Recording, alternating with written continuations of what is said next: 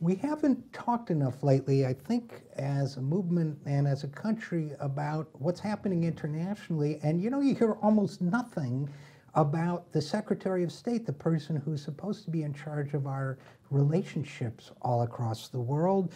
Our next guest has written an article about Secretary of State Rex Tillerson and his life story at ExxonMobil.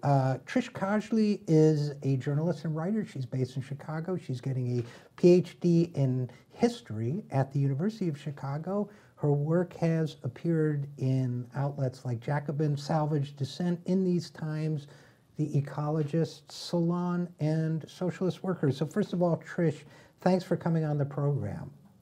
Thanks for having me. Secondly, I think you could make a pretty good found poem out of that list of outlets. It's impressive. But let's talk about Rex Tillerson. You wrote a piece for Jacobin about it recently, and well, first of all, just a brief summary of what you. First of all, I guess even before that, what moved you to write a piece about Rex Tillerson? Well, as a person who is interested in questions about energy and its relationship to different social problems and political problems, I've become increasingly interested in the role that the reorientation of the American economy toward energy production has played in reshaping American empire and its efforts around the world. And inevitably that brings you to the State Department, whether it was Clinton's State Department under Obama or now Tillerson under Trump. Well, you're a historian. There are two competing views, I think, of history when it comes to international relations and this country's international relations in particular. And I'm oversimplifying, but one view is that it's the story of strategic alliances based on ideals and political advantage, that sort of thing. And the other is that to a large extent, international relations, especially those of a country like ours, reflect the economic interests of the powerful within that country. It sounds to me like you lean more toward the latter interpretation. Yeah, certainly there's always a complex play between ideology and economic interest. And I think particularly in the tensions we've seen in the Trump cabinet, we've really seen that begin to play out, where Tillerson, as I describe in the article, is very much sort of an energy statesman. He's very good at sort of managing the economic interests of the oil companies and making sure that the political situation in the places where the oil is located are beneficial to the people extracting the oil. On the other hand, I think we've also seen in Trump's ideological campaigning a real sense of putting forward energy workers as being the ideal of what an American worker looks like, even though the ideological sort of vision of the American coal miner that he puts forward is a complete myth and not actually reflective of reality for either energy workers or for people living in Appalachia. You make a great point about this divide within Trump's cabinet. And in fact, it could be argued that to be a successful member of the oligarchy in the era of globalization, you have to be an internationalist. So you have this collision, and again, it might be oversimplifying a little bit to state it this way, but there's the idea that there's a collision within the Trump cabinet between the ideological position of what Steve Bannon calls economic nationalism, and Bannon is out, and Rex Tillerson representing this kind of globalist interest in building financially advantageous relationships around the world, which really has very little room for even any interest in coal miners in West Virginia as myth or as reality. Does that make sense to you? Yeah, I think particularly the economic nationalism is playing to a public myth about what manufacturing looked like in the United States before NAFTA, and sort of has become, it's a sort of statement that's supposed to conjure up all of these ideas of living wages and ironically, of unionized workplaces, even though the manufacturing jobs that have been created in the US, as it's become more of an energy-based and onshored economy, those jobs are not even necessarily heavily based in manufacturing, nor are they well-paying jobs or union jobs. And so it's this complex interplay between people who really do have power to make policy, and then other people who are really ideologically committed to this idea. They know it's a racial whistle, talking about it's specifically aimed at white workers, and on the other hand, this idea that you can't put the global economy back into a nationalized box that really hasn't existed for a long time. And again, I think it sort of speaks to what you were saying before of this, really that the ideology can sort of outlap the economic reality. And Trump has been trying to play it both ways, much to the detriment, I think, of everyone involved.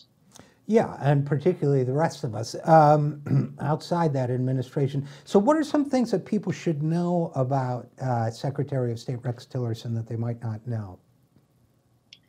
Well, I think in some ways he's sort of the typical oil man. I was really struck the first time I ever heard him speak of how much he reminded me of George Bush, both in his accent. He's this very typical like Texas swagger oil man.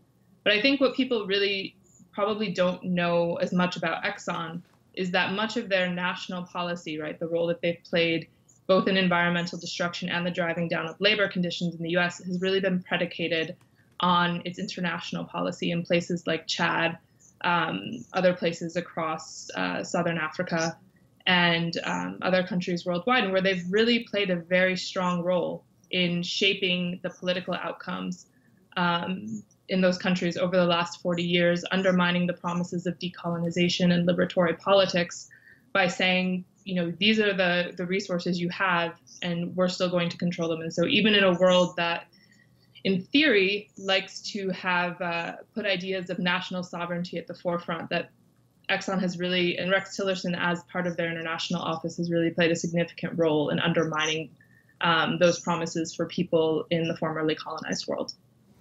So how should people, I'm trying to think of the best way to phrase this, how should people react to that? I mean, very few people know about this aspect of his career or his past work. What does it mean for the country that this is the guy serving as Secretary of State? Well, I think it means a couple of things. One is that he is very good at manipulating politics to make the extraction of energy easier, and that has foreign and domestic implications. So the first incident I write about in the piece is about the Gulf Coast of the United States, where there's been an effort led by the oil companies to reinvigorate the Gulf after the Deepwater Horizon disaster. And this is at the same time is drawing on this network of global capital for investment, but at the same time is really using these nationalist ideas to sort of cultivate this idea of we're going to make the United States a energy producing country again. And so what has happened at this very time is that there has been a really massive growth of energy production in the United States. The coal production, even though there are not more coal miners being hired, for example, is up substantially this year over where it was last year, and the industry leaders were absolutely giddy when Trump was elected. And then internationally, what it means is it has to signal to the people who've been the victims of the United States oil wars over the past, most recently the past 20 years or so, that those people really have no sense that there's a strong leverage for them to be able to pressure this government into stopping its conquest for oil. And for me, what it suggests is that people really need to consider the link between problems here in the United States with the US's imperialist adventures around the world, and understand the way that those things are really connected much more intimately than they may have thought. I think that's a great point. And again, we're talking with Trish Kahle about her piece on Rex Tillerson.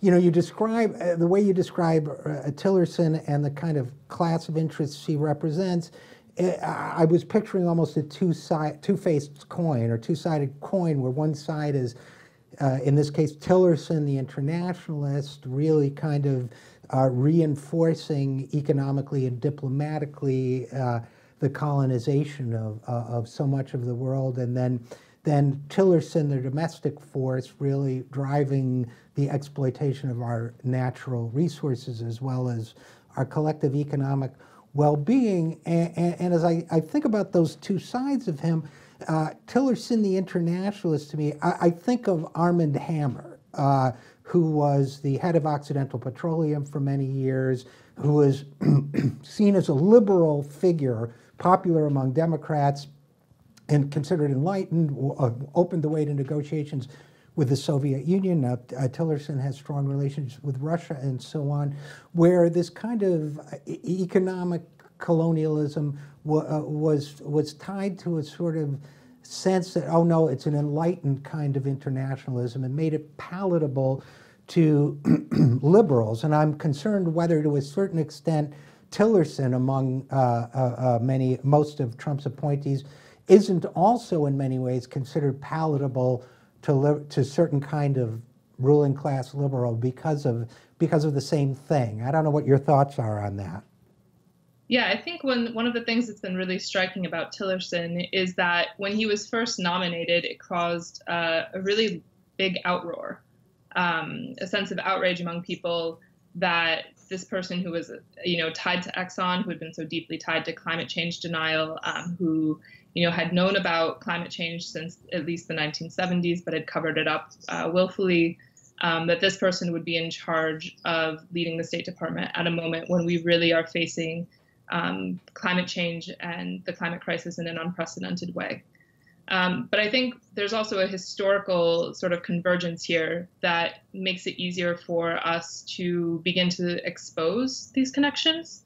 And that's that we don't have to go to Iraq to begin to look at the colonial impact of our nation's energy policy or state relationships. I think the crisis at Standing Rock really demonstrated how the ongoing process of the colonization of the North American continent is really incomplete, and that the way that the state has been complicit in continuing to override the rights of indigenous people across the Americas. And what it showed really closely was because, again, these sovereign territories are also linked to the water supply for millions of people who are United States citizens.